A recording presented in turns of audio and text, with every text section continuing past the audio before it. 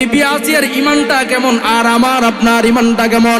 একজন সাধারণ মহিলা হয়ে তার ঈমানটা কত বড় পুক্ত, আর তোমার আমার ঈমানটা কেমন পুক্ত। সামান্য হক কথা শুনতে পারো না, হক কথা শুনলেই বুকটা ধর করে কাঁপতে শুরু করে দেয়। এর বন্ধু আমার আসিয়া আল্লাহ পাক রব্বুল আলামিন কি জানে দে, ইয ক্বালাত রাব্বি বিনিলি ইনদাকা বাইতান ফিল জান্নাহ। আল্লাহু আকবার। আসিয়া আল্লাহ পাক রব্বুল আলামিন কি জানে দে, ও আল্লাহ তুমি আমাদের খালিক, তুমি আমাদের মালিক, তুমি আমার রব, তোমার কাছে আরজি জানা দে তুমি আল্লাহ পাক রব্বুল আলামিনের পাশে আমি আসিয়ার জন্য জান্নাতের ভিতরে আমার জন্য ঘর বানায় দাও। সুবহানাল্লাহ। খুশি নাকি বেজার?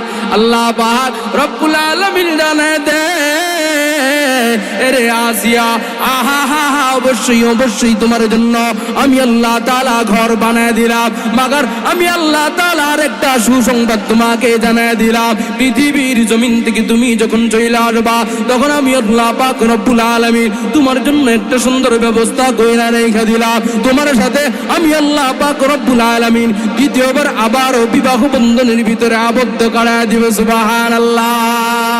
কয় কার সাথে বিয়ে দিবা?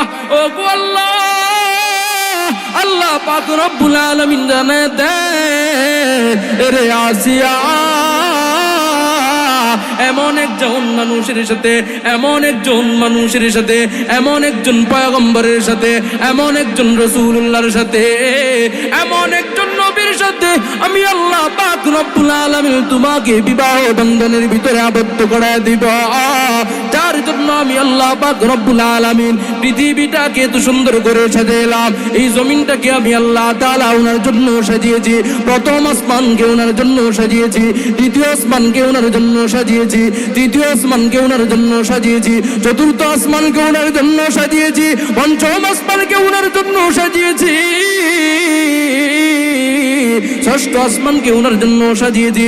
ষষ্ঠ আসমান নয়, শুধু পৃথিবীর জমিনে যতগুলো আসমান আছে প্রত্যেকটা আসমানকে, অর্থাৎ 6টা আসমানকে আমি আল্লাহ তাআলা পয়গম্বর হাবিবুল্লাহ আমার মুহাম্মদুর রাসূলুল্লাহ সাল্লাল্লাহু আলাইহি ওয়াসাল্লামের জন্য সাজিয়েছি। ওই আমার হাবিবুল্লাহর সাথে তোমাকে বিবাহ বন্ধনের ভিতরে আবদ্ধ করায় দিব। সুবহানাল্লাহ।